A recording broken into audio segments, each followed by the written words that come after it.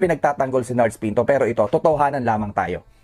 2023, PBA fans hates Nards Pinto that he gets included in the All-Star game. Pero hindi nila tiningnan si James Yap or even si Gian Mamuyak. James Yap only had 3 games in that 2023 before the 2023 All-Star game. He only had 3 games sa Rain or Shine nila sa Painters.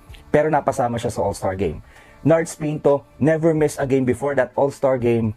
And si Nards Pinto, ang ating kine-question, ang inyong kine-question actually, you questioned Nards Pinto, but you didn't question James Yap. Some of the vloggers, hindi ito binabanggit, hindi ito babanggitin ng ibang mga vloggers, lalo na yung mga vloggers na kaibigan ni James Yap.